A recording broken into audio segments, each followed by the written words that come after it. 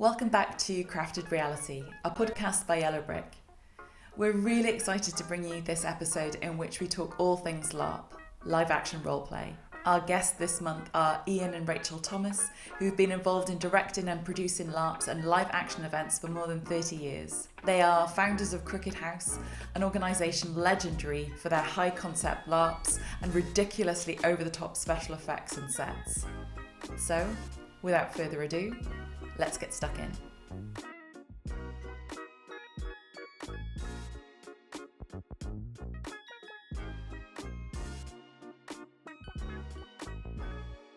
Welcome to our podcast. Thank you very much for joining us today. It'd be lovely if you could introduce yourselves and tell us a little bit about what you do. My name's Rachel Thomas. I'm a live role player. We have organised live role-playing events for many years. We've also done other interactive things. I do some improv, and I'm interested in talking to creative people about how this whole thing works. And I'd also like to talk to people about how we try and actually make any money out of it, because creativity is great. And if it's just entertainment, that's fine, but there are people who would like to make a career out of this, and I think that's a really hard thing to do at the moment. And I'm Ian.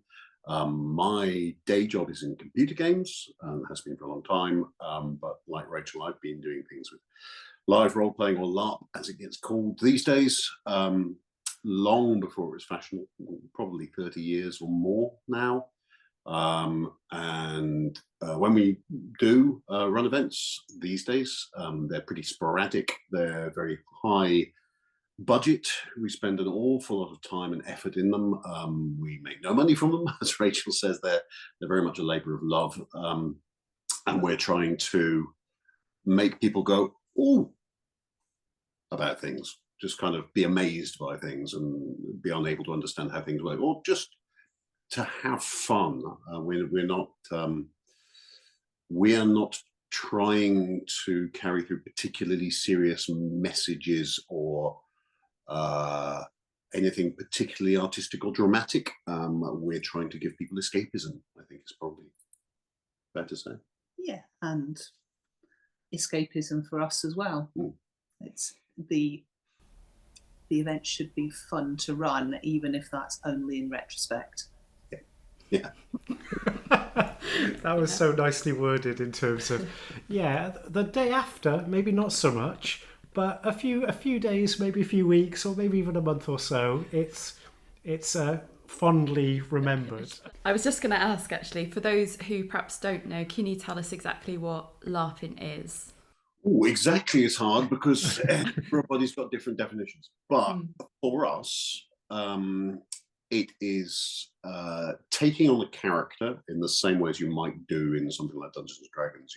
You adopt a character and you step into a physical space with other people who are also adopting characters, and you act as if you were that character. You react as if you're that character. The choice of what you do is entirely up to you. It's a little like improv, but very often what we do particularly, you have player characters, who are people who go into the game not really knowing what's going to go on, but they have decided they're going to be a butler or a maid or a swashbuckler or whatever it is, and then somebody tends to be providing the framework for that, the story, the setting, whether that's just in your head, whether it's a fairly blank space, but they're saying you're at court in London or something like that, or whether it's much more realised. So set dressing, landscape in a particular, hire a castle and fill that full of people, and not only setting of the geographical setting, if you like, but also the other characters. So there are non-player characters, NPCs, who will not be completely scripted, but the story team or the design team will have said, okay, you would go out there and you're the king, declare that this is going to happen, and then you have to see how all of the players react to that. You're trying to assassinate people, go out and assassinate them. So a bunch of people are taking roles, and they don't really know what's going to happen in those roles, and they are the players. And then a bunch of people are providing the framework of story for them to be in, the setting, and they don't really know what's going to happen either, but they have a slightly better idea.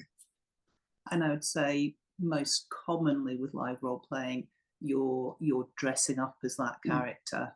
You will be acting out the mannerisms of that character, whereas in tabletop you're describing what you're doing. So you much more physically and theatrically become that character, and you'll be interacting with physical things in the world. So if there's a magic sword, there will be a magic sword that you can pick up and wave about.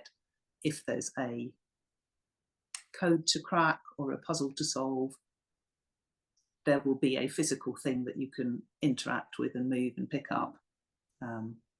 Depending, it depends on budget. I mean, it genuinely changes from a few people in a black room with no props who are acting out characters to 3,500 people dressed in medieval gear, fighting off orcs and mammoths with full kind of buildings.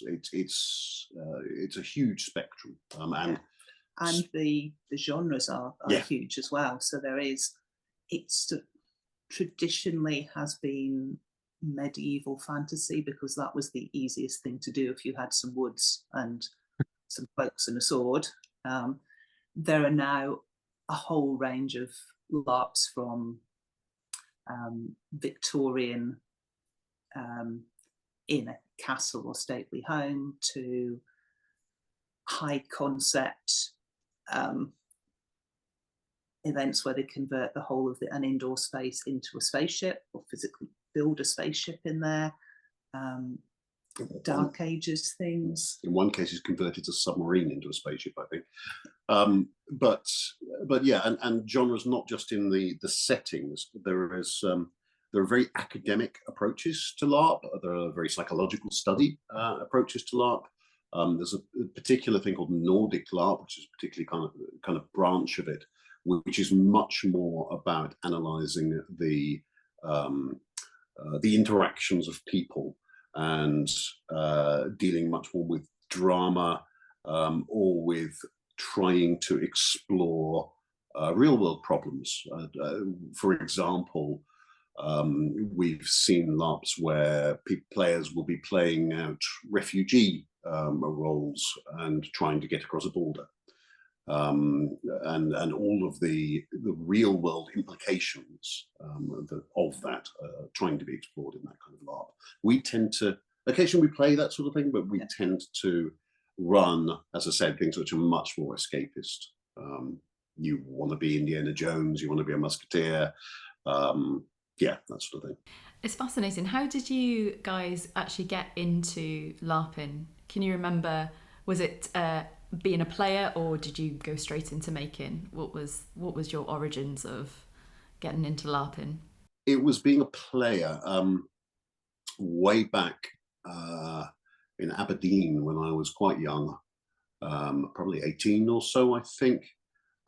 We had been, myself and my brother had been going to a role-playing convention, playing Dungeons and Dragons, and somebody there was making prop swords.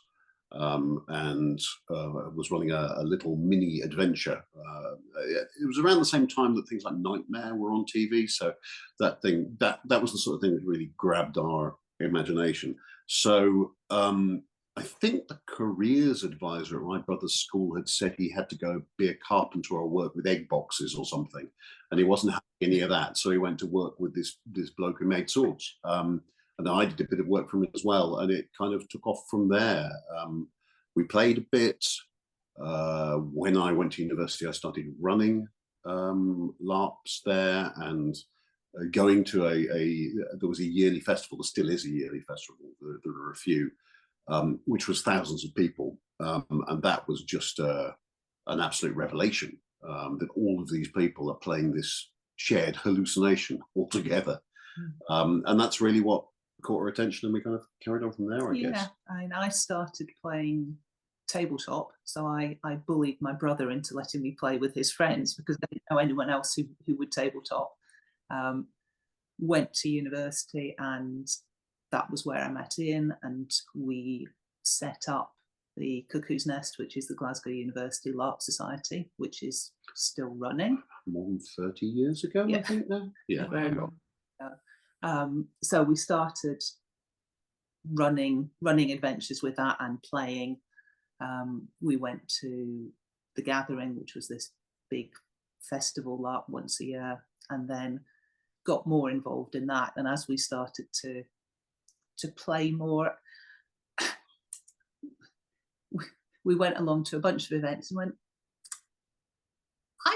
I think we could do this better, which is a pretty, pretty arrogant thing to think. But we thought, wouldn't it be good if, why don't they do? And maybe we could. So we started running events and taking our ideas to the same worlds as we've been playing with, but playing little spin-off events or small weekend events. And from there, we started running more. We started playing different LARPs, and we just got lots of ideas about things that could be done and things that we didn't think anyone else had tried. So we thought we should give it a go. That was the main thing. I think we had run events for a while, but there was a point at which everything that we went to felt very formulaic, very by the numbers, and it was all medieval fantasy. It all followed a lot of tropes, and a lot of the tropes that people were ingesting from other media, the things they'd seen in film or things they'd read in books.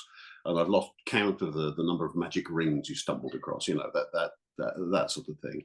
And not only in plot, but in structure, they were very formulaic. You'd go away for a weekend, you'd have comedy peasant night on the Friday night, and you would always fight the big bad guy on the Sunday. And it was just, everybody seemed to do that.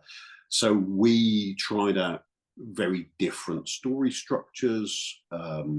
We played with time, we played with location. We were a lot more cinematic about it in a lot of ways. And we spent a lot of time subverting. Everybody expected particular things, so we'd pull the rug out and give them something else. And mostly what we were doing was concentrating on very specific, I guess you could call them set pieces, with our goal being there would be moments that people would always talk about. There would be moments that people would talk about in the pub afterwards, a little bit like water cooler moments from the TV world. And that's something, that design philosophy of basing things around the moments that people will remember has kind of followed me through a variety of different careers and a variety of different media. It seems to be a thing that works, and I found that William Goldman says the same. So he's the sort of person I listen to. Yeah, I think what I think really fascinates me about LARPing is, as you've described it, this sort of like embodiment or this shared illusion, which I think feels like it's very different from any other sort of mediums which sort of exist. I think even with some of the stuff that we make in terms of street games, I guess we're not necessarily asking people to play a character, they come as themselves. So what do you think that does to players when they are within this shared illusion, but also this very much embodied sense of a character? How do you think that changes people's being within that structure of a story or a narrative?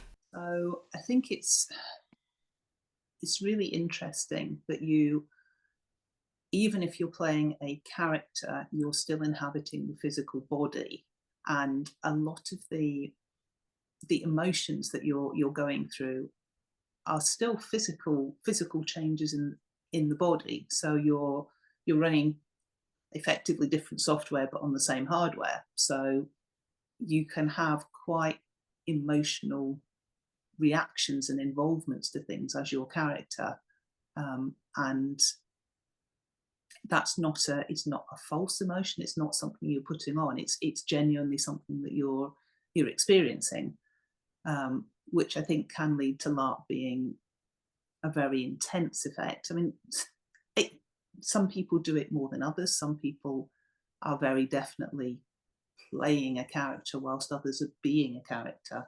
And I think for a lot of people, there's a crossover between that with different characters and different moments.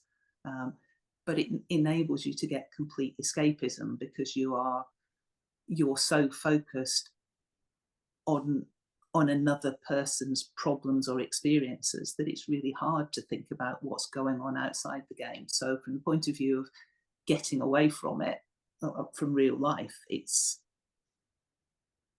really good for that. It does lead, or it can lead to bleed afterwards, where you as a player are still emotionally attached to other characters in the game, or still have feelings in the game. And quite a lot of the Nordic games have a deliberate part of their design where after you play, you talk through those experiences, and you start to do things like, rather than saying, I went into the murder room and I saw this, you would talk about, my character went in and they saw this, and just distancing yourself from the experience, because it can be really intense, and in some good ways as well, that stays with you for a long time. But it can also be something that you need as a designer to consciously think about, how do I get my players out of this mindset at the end of the game?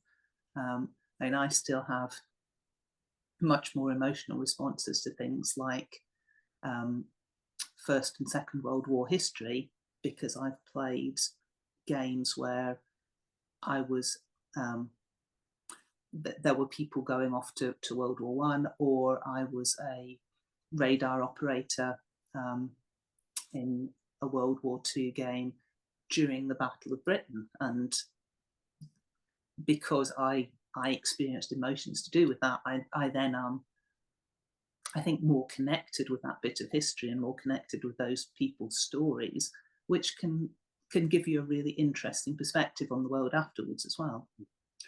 I think there's a couple of interesting things. One's kind of silly, which is, well, it's not really silly. There is a permissiveness to this whole thing. It's that thing that we forgot when we were kids, I think, about it being okay to play Let's Pretend. A lot of LARP is about about that permissiveness and everybody else joining in, and everybody else feeling it's okay to act like a goblin or whatever it is that they're doing. And that's a thing I think we lose in later life, particularly stiff upper-lipped British. And I think what's interesting about that is that it lets you try things out in a world that isn't real and see what the consequences are in a way that you might not have the opportunity to do in real life. I mean, other than, running from the terrible tribal hordes or whatever the heck it is, I have seen so many people gain self-consciousness, the opposite, self-confidence from feeling that they can try things and feeling that they can learn what might go wrong with trying that thing, with speaking up to the king, with introducing their ideas at a war council, with I don't know, as you say, with running a radar station in World War II, and trying to deal with this fractious, worried group of people underneath you. So I think there's a certain emotional maturity which can come out of playing like a kid again, which is odd, really, but I think it's the thing. The other thing is, I think that there is a connection between. So the most other physical thing I know, I guess, is immersive theatre, where you are physically in the space, but as you say, you're not necessarily playing a character. This idea of crossing into being another person is obviously something that actors come across. And I've seen similar techniques used there, where an actor is so tied up in their character that you need to walk them back from it at some point. As Rachel said, you need to kind of pull them back over the threshold and get them out of the character, which is why it's one of the reasons I've heard given is you have constant problems where actors are playing couples. For example, in a movie, they're supposed to fall in love, and it's quite hard for them to detangle, in some cases, characters from, because that's how they're acting. They're using all the physical responses that they need to make that happen. So you need to walk them back, or you've got a problem, frankly. And it's similar, I think.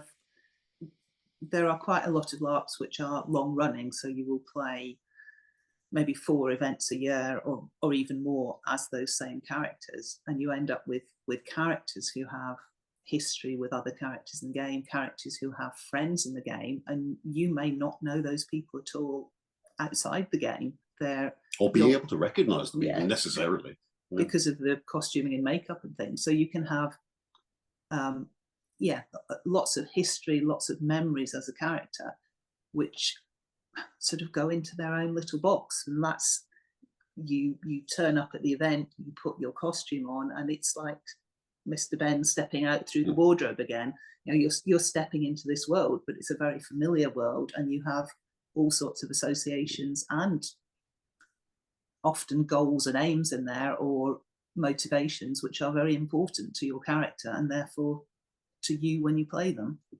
And the other thing about stepping into that world and having that permissiveness and the shared kind of hallucination, I suppose, is that you edit things out of that experience. And when you tell that experience later, you will, of course, edit it out. And when you're playing through that experience, you're also ignoring a bunch of things which are not relevant, like we're acting here in the middle of a field, and over there is a power station, and there's a standpipe over there, and there's a caravan somewhere in the distance because we couldn't hide all the props.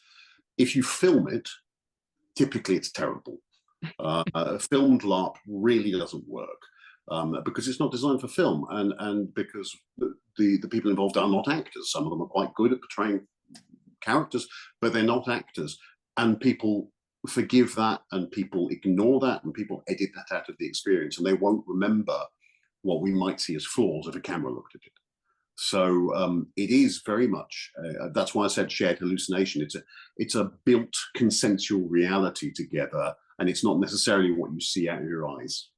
Actually, it's sort of like a Star Trek holodeck, but not quite, where you are the reality is constructed by the creators, and then the players within it, being the people, are I guess constructing and forgiving elements that don't quite fit in. But it's so fascinating, it really is. And I love that you were kind of saying about going back to being a kid again, where you're not kind of worrying about, am I a good actor, or is that person a good actor? You're just playing. And I suppose you're right, as adults we lose that sense of play because we have responsibilities as adults, and we have to be grown up, and we have to act in a certain way.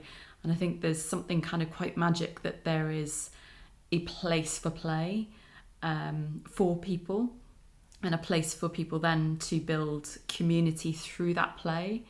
And I don't think really we have many opportunities in life to do that. And I think it's just kind of really, really important. And I think also that permission is really interesting as well, that the creators of LARP give that permission to play, which again, we aren't often given in life. And I think, again, similarly with sort of street games as well, I think we talk a lot about permission, allowing people to be able to do different things that they would normally do within kind of society, because there is a framework of a story that they can play within, and that permission can be transformational. And I think that's sort of where I think where LARP and sort of street gaming sort of does overlap quite a lot.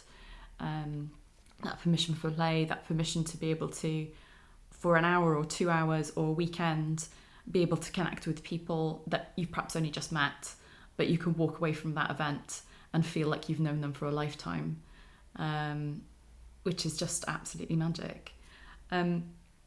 So going back to when you had started thinking about making LARPing events, what was your first LARPing event that you created? Can you remember? The first one would have been people walking through a wood with rubber swords and cloaks. I think would have been sort of 30 years ago. We did a few. So it was it all came out of medieval fantasy and really Dungeons and Dragons and similar. Yeah, so we did a lot of those at university where you'd set off and walk along a track and you'd encounter things on the way, and that would play for maybe 2 or 3 hours.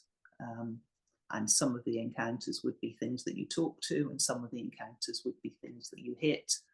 And it's not necessarily clear when you approach a thing which one of those it is, and different encounters can be dealt with by the players in different ways. So you can set up something which is meant to be an ambush by bandits, and you have players who immediately start to talk to them, to convince them to maybe recruit the bandits to their cause, or to offer some sort of trade that isn't having all their worldly goods stolen. So even within something which is quite basic and quite formulaic, there has to be a lot of flexibility, because you don't know what players are going to do, and that's part of the enjoyment of running LARPs, is you don't know what the players are going to do, and you can design a whole story and then they take it in a different direction from what you'd expected.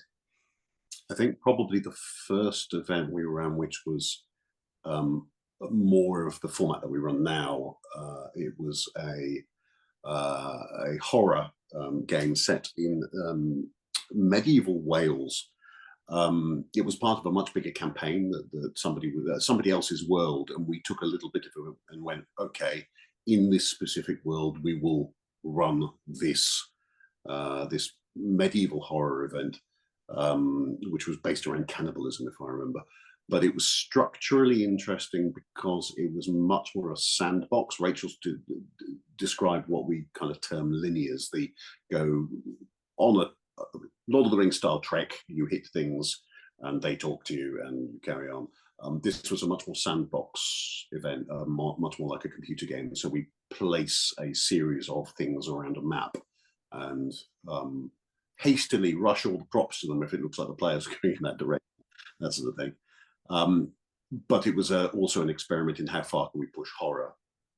And there's something, I think, which comes out of that for me, which is we've always been about high production values, partly because my brother's path after building swords for that guy ended up working on film props, and partly because it's always been our ambition to affect the emotions of the player rather than the emotions of the characters, if that makes sense.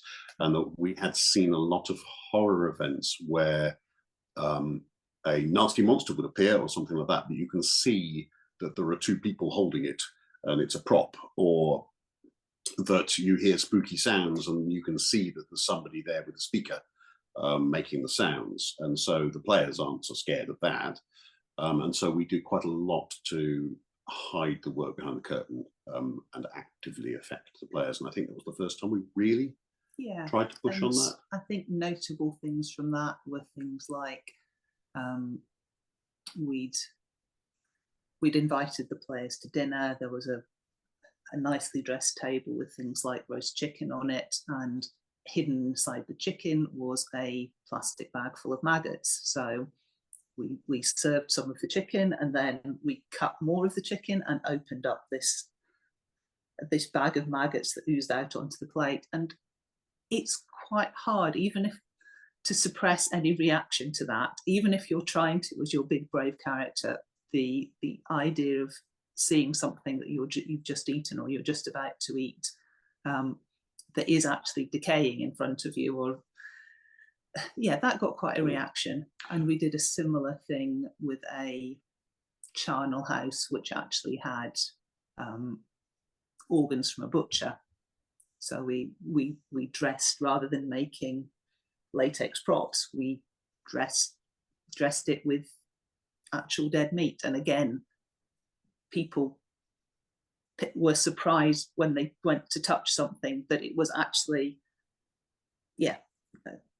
viscera rather than something made up. So taking realistic props into LARP was something I think that there wasn't much of at that point. Part of it, yeah. I guess there's that. We did a lot with sound as well, and also because we happened to be on a site which was mostly on sand.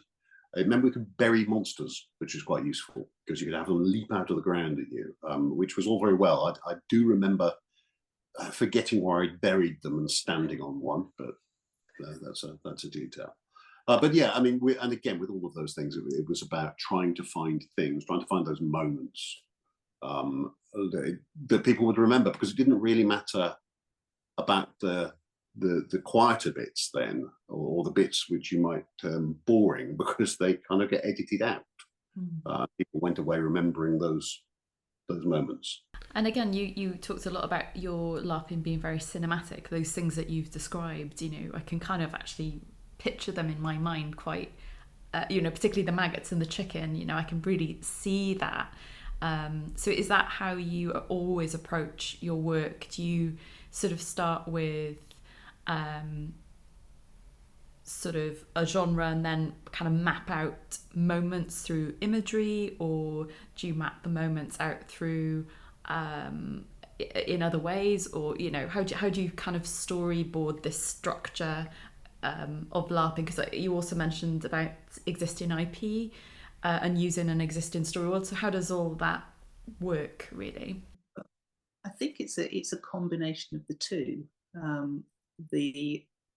The Musketeers event that we ran recently, well, before COVID now, so it's not recently, but most recently, we started off with virtual post-it notes, and we wrote down every iconic trope or moment or thing we could think of that you might find in a Musketeers film or book. So just to lean on that a little, it's not just the things you might find in the books, it's what are the key things that make you feel like a Musketeer. It's not a scene necessarily from a kind of shooting camera point of view. It's a scene from an experience point of view, very much.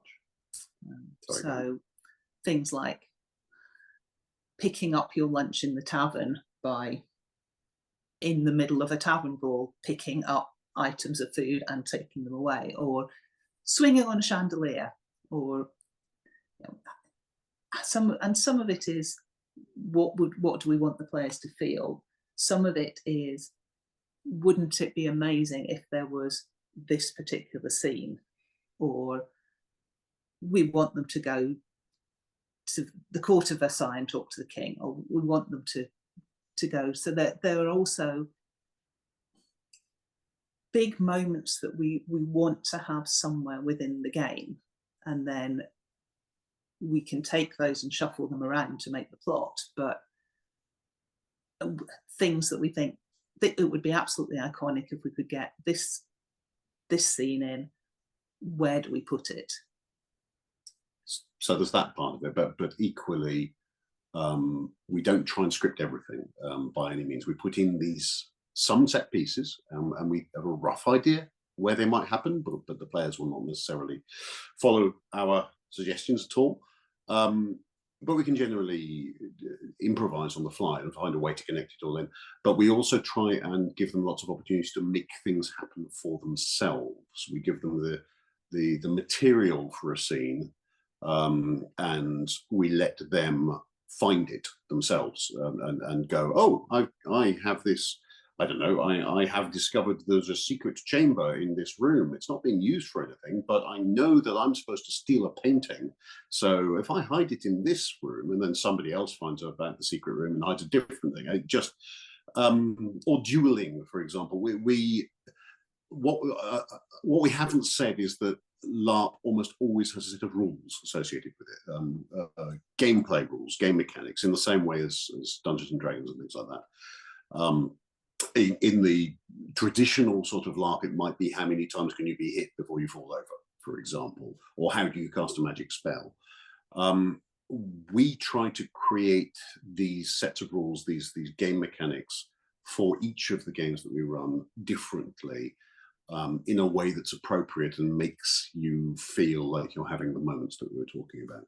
So, for example, every small group of musketeers that we put together had an equivalent of plancher, their servant, and he therefore, or she, would be the person who could bandage up the musketeers and get them back to full strength, and he was the only one who could do that. So the musketeers typically would run into an encounter with the cardinal's guards, and maybe half of them would fall over, and there would be the servant going and getting them back on their feet. But we also specifically said, well, it doesn't have to be bandages. You could give them a glass of brandy, or you could give them a strong pep talk, or whatever you want to do. And immediately the comedy comes out of what each person decides. Okay, that's my shtick.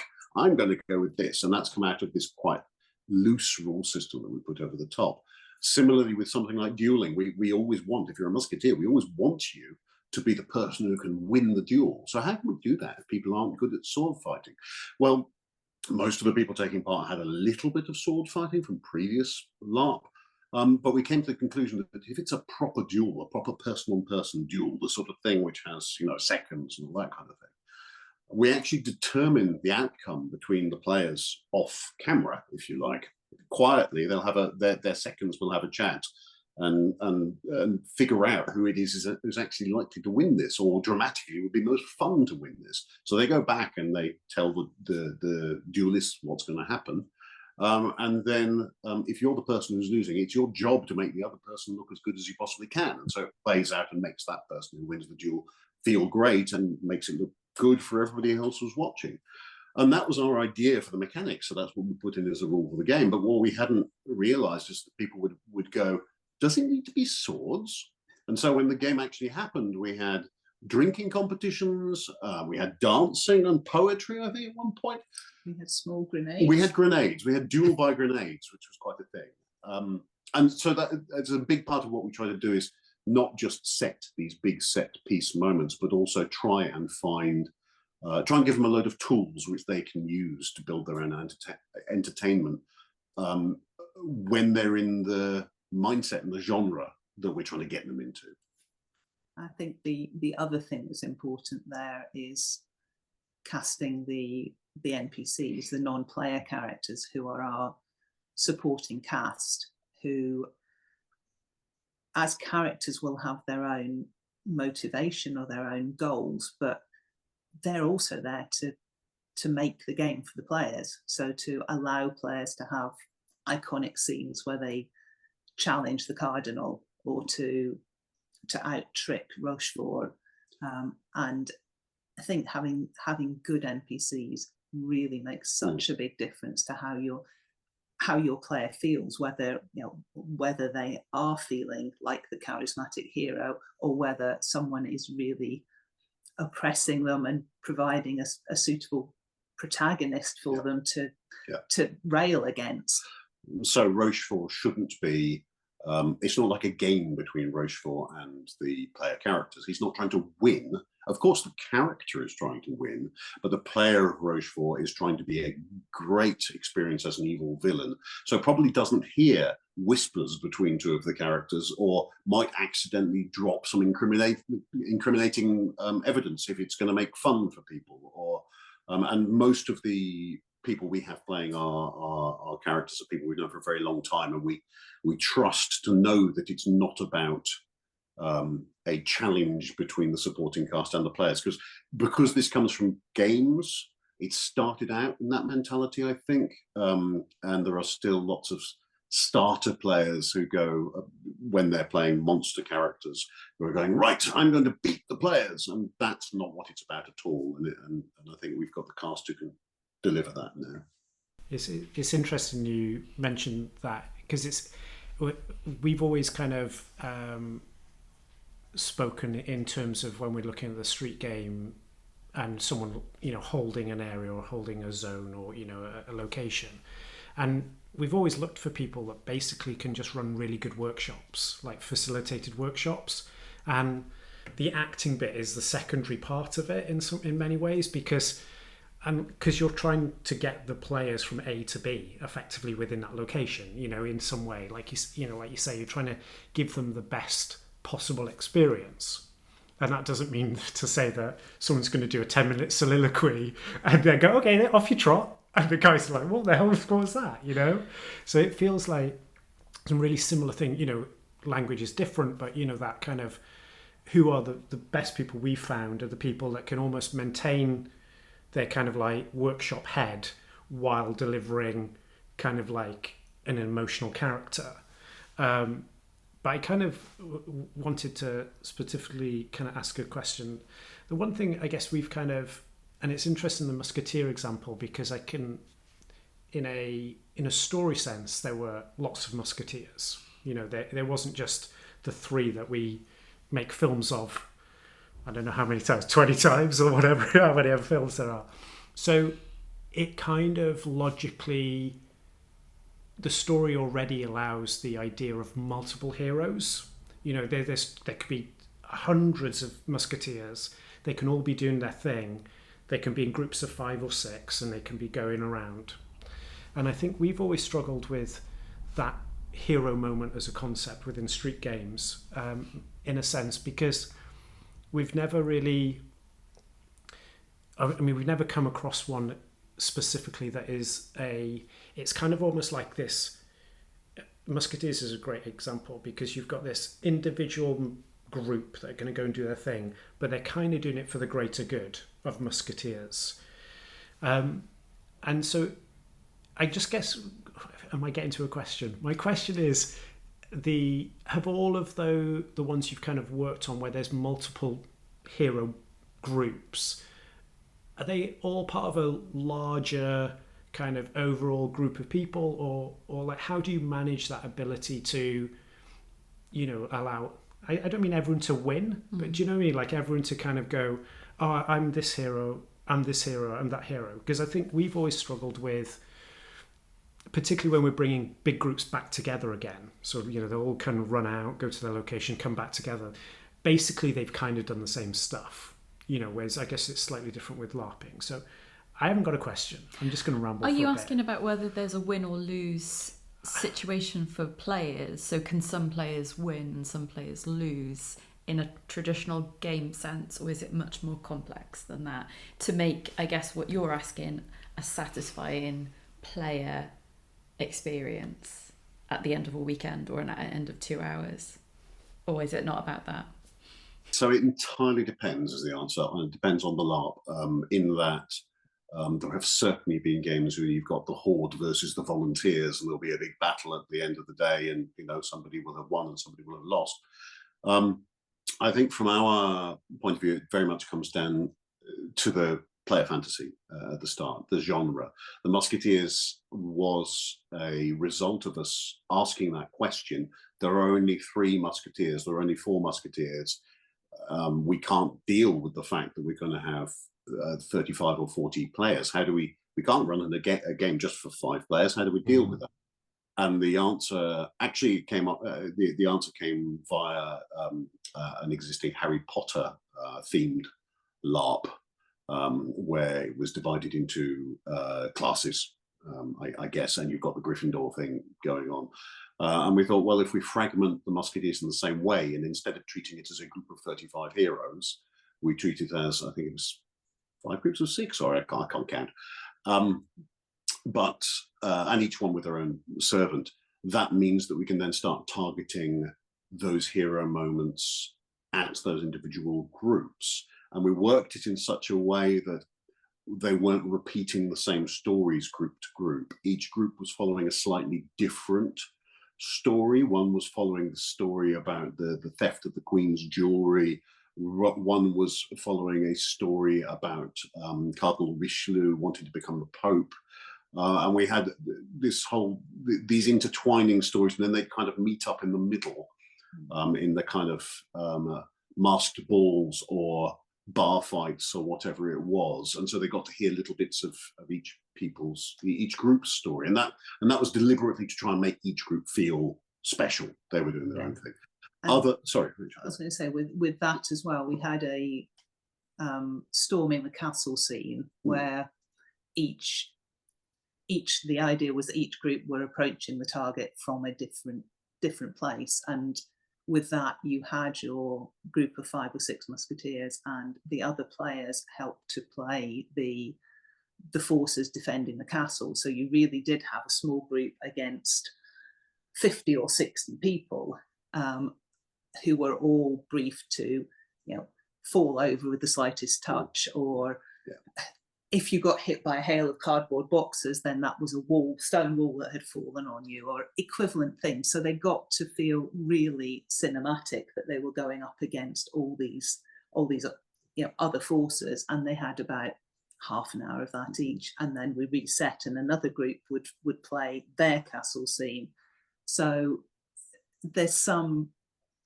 I think there's some generosity in players' time there, because everybody went, yeah, sure, I'm very happy to play supporting cast for a morning, so that everybody gets something that really makes them feel like the hero of this, and so that I will get that experience, and so that I get to laugh. So again, it's working together for something. But I was going to say, for other games, it very much depends on the setting and the scenario. So if it's something like a murder mystery or a ghost story or something like that, the traditional Agatha Christie setup, you don't divide it in the same way. Everybody has their own stories, but they're all part of the continuing overall plot, for example. But what we try and do is give them moments which work for their particular interests. So when we're designing a game, we'll go, okay, what are the sort of players we're going to get? We're going to get people who are into physical action for this game. So we'll make sure there's a run of physical things to be done. We'll make sure there's a run of code breaking or personal interaction or whatever it is that people want out of that genre. And we'll try and make sure that gets targeted. And we have an interrogation phase, I guess, with the players when we're asking them what they'd like to play. Some LARPs, quite a lot of LARPs, let people come up with their own characters. Some LARPs dictate to players what they're going to be. We kind of run the half and half of that, which is we ask people for some very broad-based, are you a physical, social, mental sort of person? Have you got any ideas for the thing you'd like to be in this genre? And then we push and pull that around and add depth into that, but we don't prescribe too much.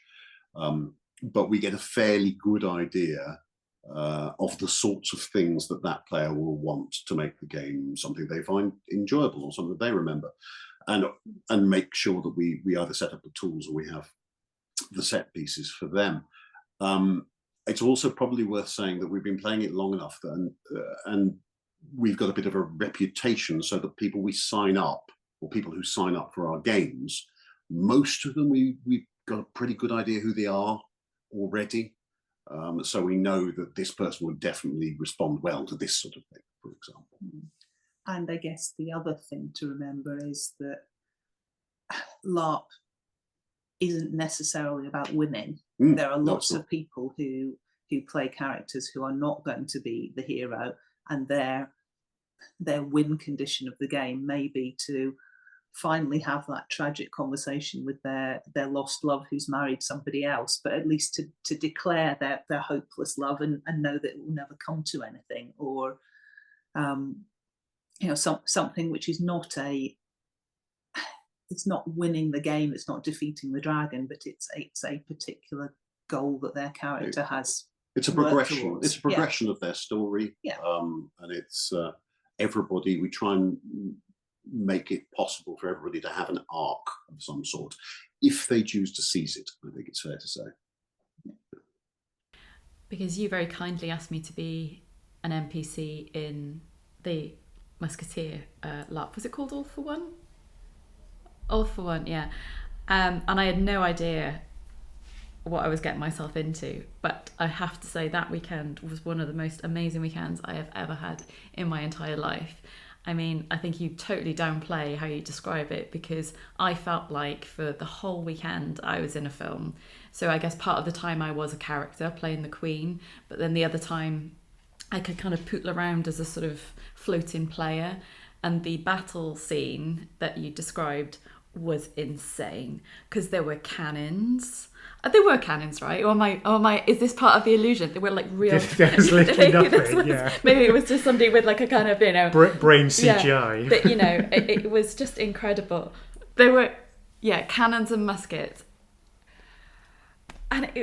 I played the supporting role to be, amongst the 50 against the group of, and I just really enjoyed dying as soon as, people came, and I was like, yep, okay, I'm going to do a really good death for this person, because you could, and then we got that some of the NPCs then got a chance to be that 6 moving through, and you felt, and when you talk about how LARP is about how you want players to feel, you just feel incredible.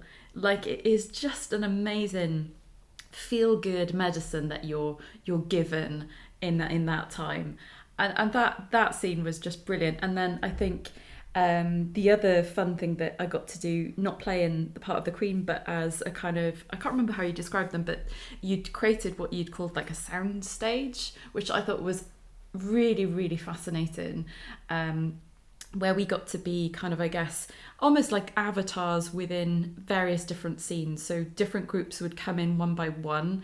I think you'd give us like a loose idea of what the scene would be, and then it was kind of like anything could happen. So I don't know if you want to just talk a little bit about the idea behind the soundstage, what the soundstage was, and the concept of that, because that, for me, being that sort of avatar person facilitating that, was joyful. And it was joyful watching how the players played within what was a really simple space, but really effective space in terms of like storytelling and being part of, again, this sort of illusion for people. So it was something that I'd come up with years back for an event we never ran. And it came up again when we were putting the design together, because the thing about the Musketeers is they go off and have adventures. And so we need a way to do that. The framing that we put around everything, that this was a Musketeer Academy somewhere in the middle of France. But we wanted time to pass, and we wanted them to go off and do things like visit the Pope, or break into the Tower of London, or go and sit on a ship for a while, whatever it was. And we had one way to do that, which was to adopt the kind of linears, as we described before, because we had a bit of forest nearby. So we could say, oh, that's the high road to Paris, or that's whatever it is. And that worked for the kind of external stuff. But that didn't give us the Musketeers in the streets of Paris, or the Musketeers on a boat somewhere, or catacombs, or whatever it was. So this came from, how can we achieve that? And how can we achieve that? Normally we like, in almost every event we create, we like to try and give the players as much of a physical representation of the place they're going to be. We like to set dress, we like to do all of that. And we thought, well, let's pull back on that. This is, as you say, the thing about Musketeers is it's quite a joyful thing. It's a very permissive kind of play style. Nobody's serious, everybody's tongue-in-cheek about it. So we were going back to let's pretend, I guess. So the idea of the soundstage is a dark room with a projector in it, which will project a backdrop, and that could be a catacomb, or it could be the streets of Paris, or whatever. And then the idea that we play it out for each group, almost as if it was a cinematic scene, where, as you say, on their adventure, whatever their little adventure is, they have a mini adventure of like an hour's session inside that sound stage. The end point, we know what it is. They're going to visit the Pope or the Queen at Versailles, or whatever it is. But the obstacles to get there, because there will be obstacles to get there, we were drawing from a hat, actually, with a rough idea of where they might go.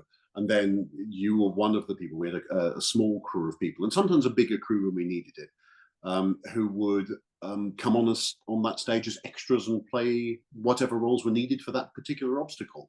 And the players would find some way past that obstacle, and then the story would carry on. And that was essentially it. We winged a lot of that. And it's a little bit like a cross between improv theatre. It's a little bit like being a games master for Dungeons and Dragons, which is sort of the role I was fulfilling as the kind of director, by saying, right, we need this now, let's move on, or 3 days pass, or whatever it is, the storyteller, if you like. And then it relied on the players just running with it, and having fun with silly props and going, okay, that stack of cardboard boxes over there is definitely a prison, or I think we had a collapsible boat that we used for a couple of scenes, and we're throwing large lumps of polystyrene hail at them during the terrible storm, so they were happy to sit there and act that out. And of course we had sound effects and things as well. So yeah, it was all about again, people just sharing an illusion, I guess. And then the beautiful thing about it is when they went back to the Musketeer Academy and told everybody about their adventures, it sounded like they had been in the catacombs or been to see the Queen or whatever it was. They were able to tell this story that they'd taken part on, and apparently it was real. And if I might be misremembering, part of the concept of this LARP was you were actually on a film set. Was that? Yes. It was sort of actors wrapped within players within every, there'd be somebody kind of literally call in the shots with, I think at the beginning of the battle scene, you'd get someone call action and then the action would begin. So it was kind of like this, almost like Inception sort of LARP.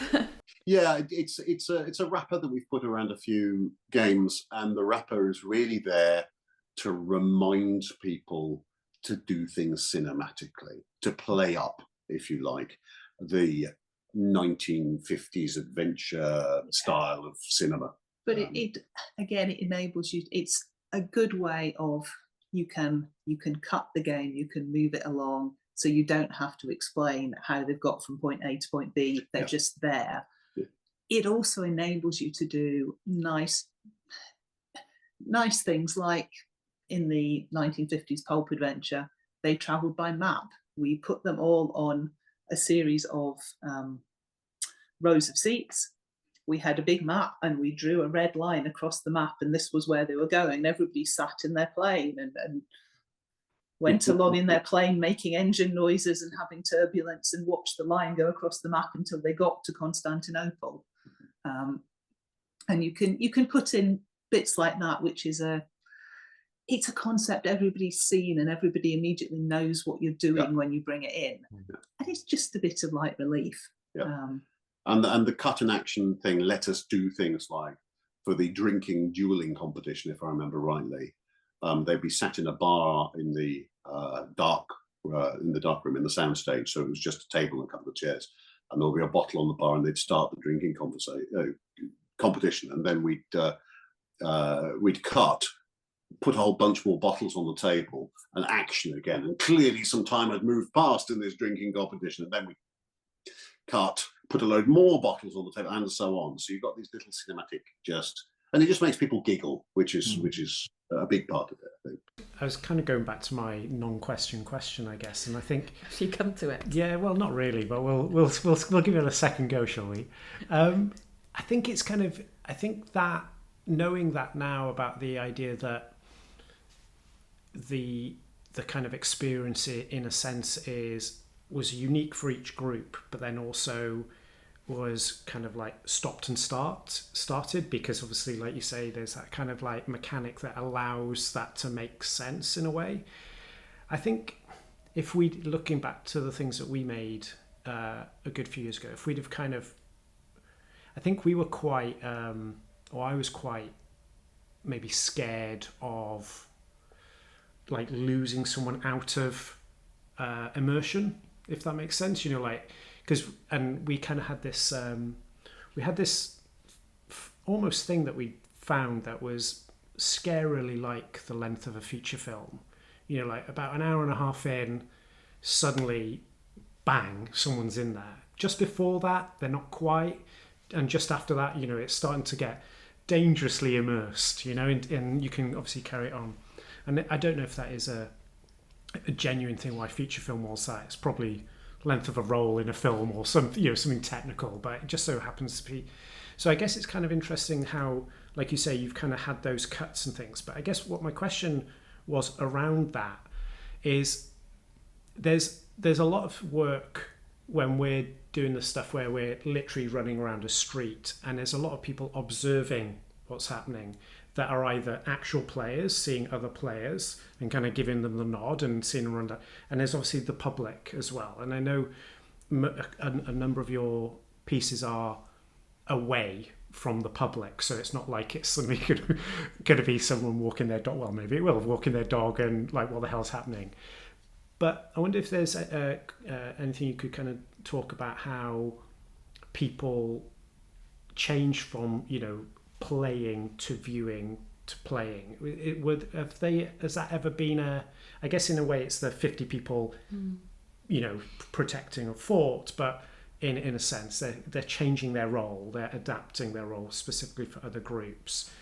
There's a couple of things there, I think. Firstly, I think you're dealing with a very different problem, because we are dealing with people who already understand and have accepted the premise, which means they're supporting it on their shoulders, much as anything else. The players are all supporting this premise, and they could be musketeers sitting at a table by themselves without any other input from us. They'd happily still carry on in the world. And you're dealing with the public who don't have that same belief in what they're doing, I guess, and that thing we were talking about permissiveness. I think that the general public are still several steps back and haven't necessarily grasped the thing.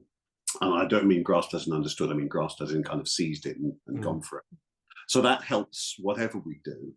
The cutting and the changing of characters, so there's a couple of things that are happening there. The cutting of time is a thing that older LARPs aren't used to. It was a thing that we introduced, and I mean others introduced it too, but it came along quite late. But as soon as you adopt that cinematic wrapping, they completely get the 3 days later kind of thing, and things happening out of time, and just cutting past the boring bits, if you like. We've got no problem with people understanding that. The switching personas, the I am now supporting cast, again, when they're in the idiom, when they're in that the framework of we are running a world of musketeers here, and the aim of it is for everybody to feel like they're musketeers. I don't think we've ever had any problems with people going, okay, I'm going to be this now for a while, or I'm going to be this now. Or that. Either you have people who are NPCs who are doing that all the time and they're very, very used to it, or you have people, as Rachel said, out of generosity to support their story, they make other people's stories cool too. I think there is a point you need to be careful of, in that there were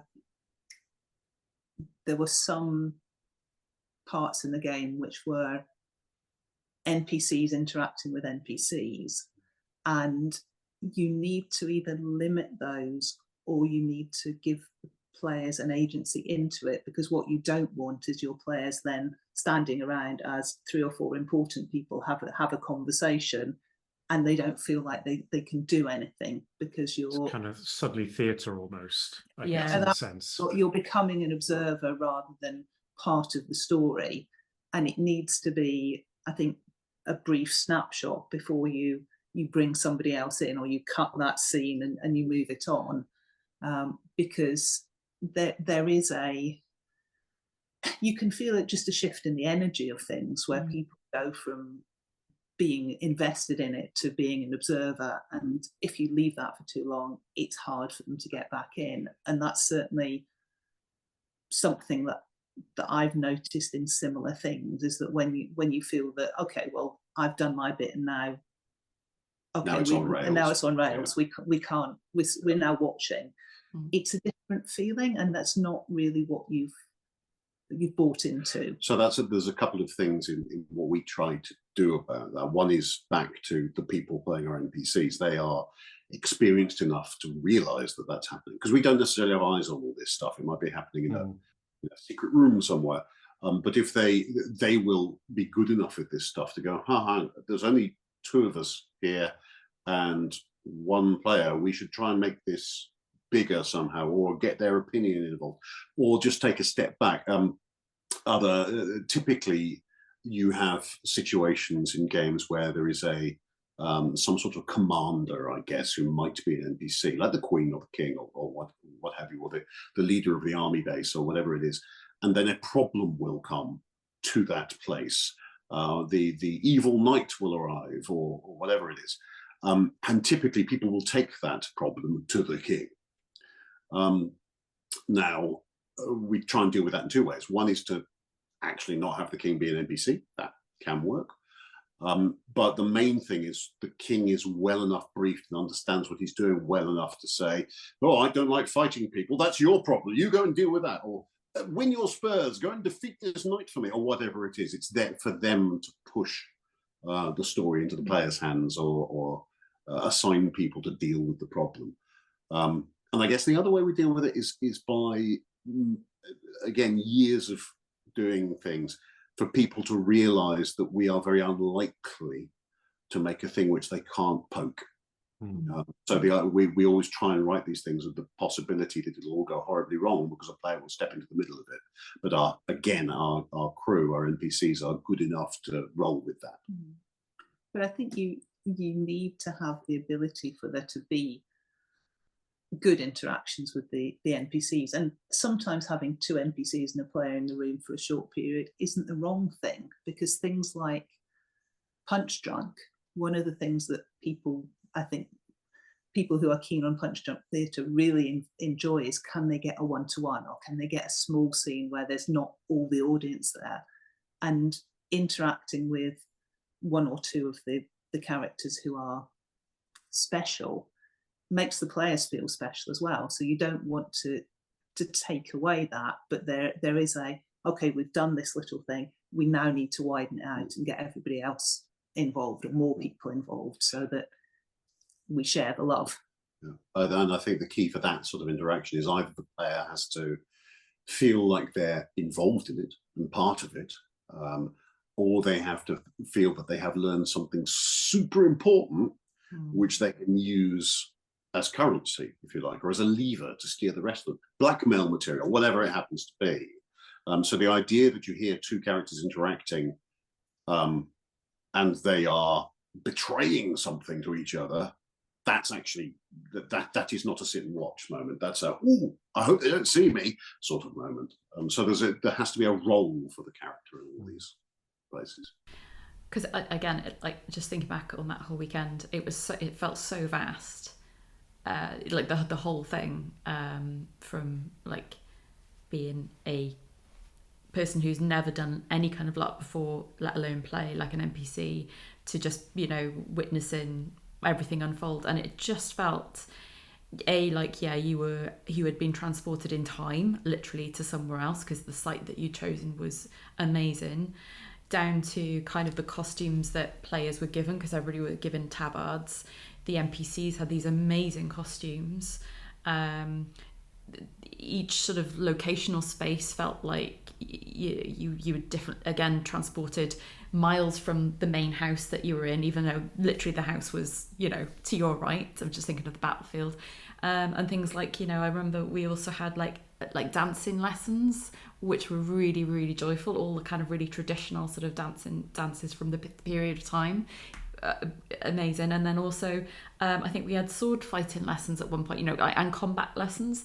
So it just felt like absolutely vast, even down to the food, so you have like all of the senses enriched by this amazing experience. So that was just like a comment to say, even now it is definitely a core memory imprinted on my brain that I recall fondly often. But one of the questions I had was, I remember it was either like every evening or every morning, I always remember that you as a creative team would come together to discuss, obviously, what had happened during the day before or the time before. So how much did your overall plan change in those meetings? That was a notable event because we hadn't actually written the ending. We decided to be particularly responsive to what the players did, which meant that at midnight on Saturday night, we had all the crew in a room going, okay, where are they? What have they done? How do we draw this into a coherent picture to actually end it? And we had some pre-thought out ideas that we then modified for that. But I think that was probably the most flexible we'd been with it. Having learned from our mistakes, because at previous events we had written endings, we had to throw them away, and this was an attempt to kind of, okay, we're just going to wing it. But one of the important reasons for those meetings, which we always have to have, is that we don't see everything. As I said earlier, we aren't the eyes and ears of the game, so we need our NPCs to feed into us. This is what we are seeing. These are the private, quiet conversations we were having with people. These are what they're trying to tell us. This is the thing which is interesting them, and we use those as the guideline for what we're going to do. And if we don't have those meetings, then the game is getting away from us. We aren't just running on rails. We have to be able to flex. If people haven't picked up key pieces of information that we think they need, we need to feed it out in a different way. If people are taking a totally different tack on a plot or something like that, then yeah, we need to deal with that. So it's all about that ability to read the room, if you like. Yeah. And we've had moments in the 1950s murder mystery event where the players found, because again it was an immersive environment, everything was in there, the players found the board which outlined the plot, the whole plot of the thing, about 12 hours earlier than we expected them to.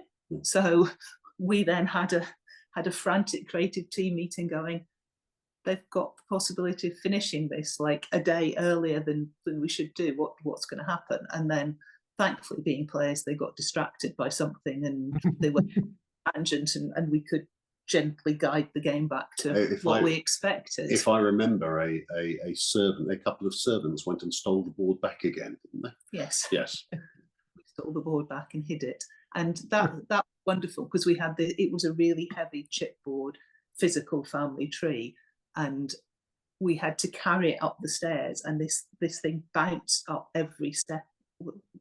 I and the other person who were doing it were terrified we were going to get caught. And then some players later told us, well, we heard this thing and we didn't dare come out because we thought it was the ghost with his walking stick coming up the stairs towards our bedroom, and we were just hiding under the duvet. And I think, well, yeah, if you've created the right environment, great things like that happen. Yes. And you were saying earlier about sensory stuff. There's something we try and play in a lot, because we were talking about the horror game with the kind of viscera and that sort of thing. And you were saying about how do we design these things? Do we design them visually? Well, yes, but we also try and use audio a lot, as I said, and tactile things as much as we possibly can. We've got hold of a great set of vibration speakers that we used for the ghost game. Smell was the other thing. We use smell more than we possibly should, because we've discovered a company that will make smells such as the smell of a burning witch or the smell of a tarantula or whatever the heck it is. And we discovered that you can trigger people with that. In the ghost game, we associated particular smells with particular ghosts. So that if you saw the ethereal ghost floating through the room of the World War I soldier in his gas mask, you would smell the trenches. And he had a few appearances in the game. And later on, you could just put the smell in and they would realize that the ghost was near without necessarily having even noticed the smell. They would suddenly get the, oh, he's around here, isn't he? Kind of thing, because he was unconsciously hitting them. So we try and, these are all things that you can't do with cinema, you can't do with computer games or whatever. So we try and play on them as much as we can. I think we've got two more questions. Yeah. Do you want to talk about costs and partnerships? Yeah. So I think we've had a podcast conversation before, like about our work before. We've kind of spoken to yourselves and Hannah, and we're obviously speaking to a few others, and it kind of, we were kind of basically creating pervasive street games in the realm of ARGs, and ARGs up until really, in a way, Pokemon Go and those kind of things, in a sense, have shown a way of commoditization, a potential commoditization of what an ARG is, even though it's not necessarily quite as layered as what those old ARGs are. And obviously you've just mentioned about 59 different technologies and ways of kind of like adding to set, making, Ali's mentioned the costumes, the locations, the crew, everything. And I guess the sheer length of time of these things, they're not an hour, they're not like necessarily, obviously there are ones, but they're not, they're days. So do you feel these things are always going to be to a point labors of love? Is there a way to make these, and I'm not talking about making people millions, but are there even ways to even sustainability, just to actually go level, pay people, sustainable? Do you guys think? There are ways to do it. We for the events that we've been talking about, which were a weekend, so Friday night till Sunday afternoon, and the players got accommodation and they got food and they got the game. I think all of these were £350 to £400, which is, at that point, certainly was quite a high price for a weekend LARP event. But given the cost of the site and things, we couldn't have done them any cheaper. And in fact, in a couple of instances, we paid out a couple of £1,000 to run the event, because that was the only way that we could get the event we wanted. Because we have ridiculous ambitions. Yes. Thought, well, do we want to compromise our event, or do we want to give the players something they'll really remember? And we went, yeah, let's just make it good. So I think there are ways to make LARP more commercial. One of the key ones is because props and costume and site are generally the things that are most expensive. If you run the same LARP again multiple times, you can cut your costs, because you can use the same props. You can hire the site and maybe hire it for a week and run 2 events back to back instead of hiring it for a weekend, and that would be slightly cheaper. You can hire costumes rather than making them, or if you run the event multiple times, you can use the same costume and props multiple times. So that's one way of making it more economic. We've never done that because we're interested in doing something really well once, and then we don't really want to repeat the experience. We've done it. We want to move on to the next thing and have fun. It's lightning in a bottle. And that thing that I was talking about earlier about us knowing our players quite well, if we were running it for repeats, we'd have a whole lot of players that we didn't know. And it becomes harder to tailor, and it becomes more depersonalized, I guess. There are absolutely ways to do this sort of stuff, but the design of them is different, I would say, and not many people are successfully doing it. In the 30 years I've been involved in this, there are some commercial LARPs, but very, very few, and they still mostly exist on the backs of volunteers who really want to come and jump out of windows or blow things up or whatever it happens to be. One of the fundamental problems, I think, is that historically LARP has been a student hobby. That's what it started off as. And the prices have never really risen, despite inflation, despite everything. Finally, we're getting to the point where they're a lot higher, but an awful lot of people think that paying £50 for a weekend of camping and LARPing is reasonable, or maybe a little bit too expensive. Whereas if you look at almost any other leisure activity in that time, well, Rachel, you keep lists of this kind of thing. But fundamentally, LARP for LARPers mostly isn't a thing that will pay a lot of money. If you were to take these same experiences and target them at mainstream audiences, a luxury weekend away with supporting cast and food and costume and all of that stuff would be thousands and thousands of pounds. And there are people who are doing that. Yeah. There are LARP adjacent events which are attracting not so much LARPers, but people who are members of the public who are interested in that as an idea, and they are charging thousands of pounds, and I apparently been quite successful. So there definitely are people that will pay that. I think there is a point at which, as it starts to become commercial or more commercial, you lose the community aspect of it, and you lose the people playing together to create a story, or there's a danger that you will, because people are going, well, I've paid this much money to be, you know, to be the main character in this thing. So I think that somewhere there should be a balance where you can have, because LARPers have, you know, there are people who were student LARPers 30, 40, 50 years ago, and, you know, now have proper jobs and more disposable income, and are quite prepared to spend it on things they want to do. And I think there are some luxury LARPs or higher production values LARPs coming in, and there are some people who have been managing to make a living off this, but I think there have been problems where not all the creatives have been paid, or companies have failed, and I don't think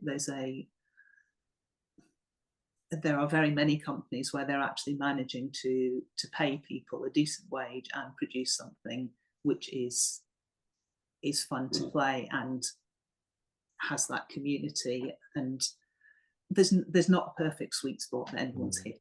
Yeah, it feels like when you both were described, we like making new stuff. I think that's the same thing as us, like, in the sense of, you know, we've always kind of gone, oh, we'd really like to make a successful street game. And then you look at the two Simons that did 2.8 Hours Later that went around the UK. And after a year, you'd go and chat to them and they were absolutely knackered, you know. And I think it's different people. I think it's different people's abilities. And I don't mean that in a negative way. It's like interests, I guess, is maybe a better word, where I'm not necessarily sure I'm interested in now running this for the rest of my life. You almost need a secondary team to take it on. Absolutely. You need to create a thing and go, okay, this one works, we can really do this. Yeah. But I don't want to run it every weekend for the rest of the year. It's not that it's not very different from, I think, short runs of theatre. I think there is the, hey, this is a magical thing we're making, we're going to put it on for a couple of weeks. And then you have the long-running things which sit in, you know, the West End for 365 days a year, and that rotating cast, and it becomes much more of a production line. And I think if you were actually trying to make LARP commercial, you would have either really expensive, high value events for a limited number of people, or you do some sort of short form where you have a 90-minute environmental thing, which is much more like a what's the theatre thing? Punch Drunk? No, Secret Cinema? Secret Cinema. Yeah.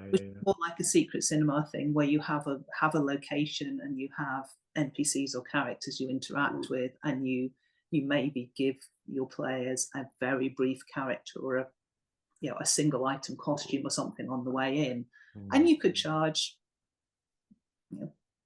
30, 40, 50 pounds probably for that, and people would pay it. And I think that's how you make money, but I'm not sure that's creatively satisfying. And there are issues with the design side of that. I think the as Rachel said, you lose the players who were taking part in it because they understand how it works and they're trying to build this consensus, and instead you'd have an audience who are stepping into that world.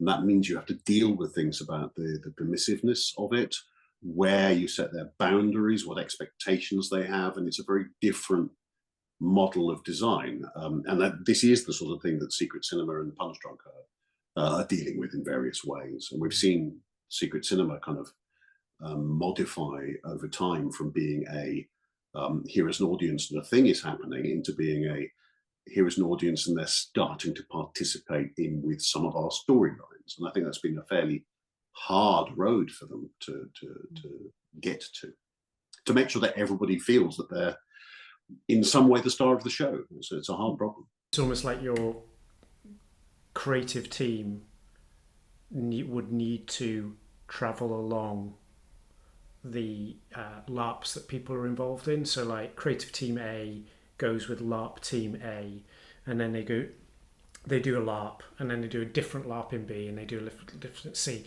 and there's another creative team behind them, and there's another creative so they do get those, absolutely not possible. But this idea that the creative team is always kind of, it's already been designed somehow, but there's like elements of bespokeness that this kind of creative team adds to the team, to the players and the LARPers that they know. But the logistics and the size of what I've just described is border on billions of pounds rather than just like, millions. But because otherwise you are losing so much of what you guys have just described, about what you're making. You're kind of cutting off swathes of things to make it vanilla in effect, and I guess that's what interests all of us in the sense of the things we've tried to make in a variety of different ways and with a variety of different budgets is things that allow people to genuinely try and, like you say, poke, prod. Oh shit, that door shouldn't have been open. Let's close that quickly. We didn't plan for that. But you wouldn't be able to have that in this well-oiled machine of a system, I don't think. I think you're right. I think for me, the answer to the original question, the answer to is there a commercial way to do LARP? There is as Rachel said, they get people to pay an awful lot of money, do it incredibly bespoke. But I think there is a thing that could be made that could make money for audiences, but it isn't LARP. It's a bunch of the same tools, a bunch of the same tricks and techniques, and the same theatricality, but it's a very different request of what and expectation of what the participants will actually do, and so it's a different design problem. And then a final question. Dun, dun, dun. Dun, dun, dun. Partnerships. What are the strengths of making work together? We tend not to argue. Genuinely, we tend not to argue. We discuss things a lot. Yeah, but don't shout at each other. No. We've collaborated with a lot of people over the years, and mostly we have discovered that we both have the same drive to make something amazing, and we push ourselves to the point where we really shouldn't. But it means if either of us says we're going to do this, then that person will do that, come hell or high water. So we can rely on each other. Yes. Yeah. And I think the 6 months that we lost whilst working on the 1950s ghost story, at least we were both doing that every evening of that 6 months together. So there wasn't somebody who was resentfully going, when are you going to be finished with this stupid? That's true. But yeah, I think we're both very sure we can rely on the other person in any situation, and we know that we have different strengths, so we slant our work towards that. And it's also it is a real buzz doing something creative together as well. I really like that feeling you get where the sort of you're discussing the story or you're working through a problem, and you know you've got it right when the hairs on the back of your neck stand up and you think, oh yeah, that works. And having someone that you can bounce ideas off like that and you can work together is great. Yeah, constant discussion and rehashing of the moments together develops things in the story or develops tricks or ideas that I don't think you would have necessarily from a day job, just from a sheer amount of time that you spend talking and thinking about this stuff. So I think it helps us boil our ideas repeatedly. And yeah.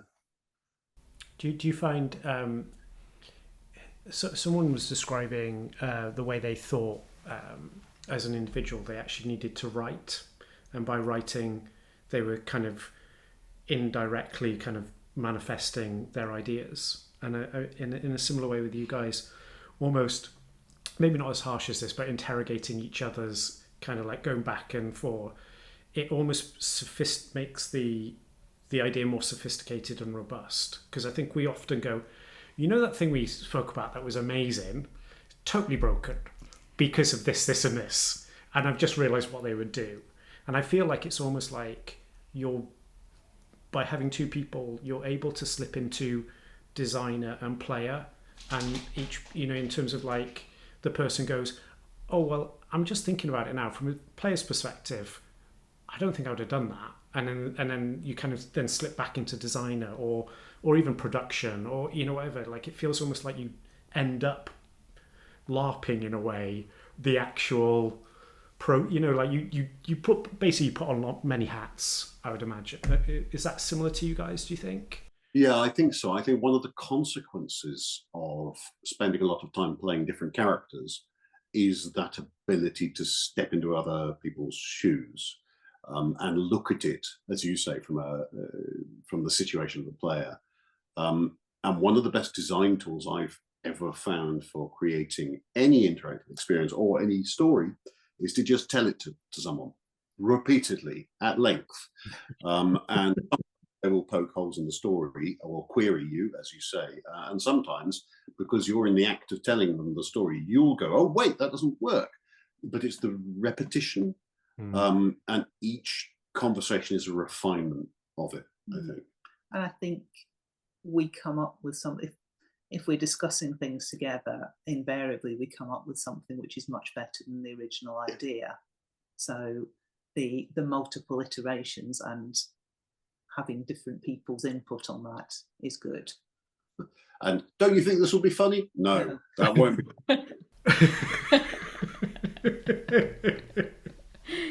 Yeah, the honesty that comes with that relationship can be refreshing, let's say. Yeah, there are some. I remember some moments when, not necessarily I think you both come to the realization that the morning after kind of thing. You go, this idea is amazing. Next day, like, what was that idea? It doesn't even work in any way. There's this Spartan idea, isn't it? Persian, sorry, of discussing. You make a plan when you're drunk, and then you make the same plan the next morning and see if it's still a good idea. So you make the decision. And compare. And I don't think the drinking is necessarily the same thing, but there's definitely a heat of the moment thing where you just get carried away and everything seems amazing, and then when you look at it in the cold light of day, you think, you know what? No. It would take us 6 weeks. Sounds great. Let's do it. Thank you so much for chatting to us today. Thank you very much. Thank you so much. Yeah, it's a privilege to hear you talk about your work. Genuinely, it just is so inspiring, actually. So thank you very, very, very, very much. You've been listening to Crafted Reality with me, Ali John, and my partner in crime, Julian Sykes.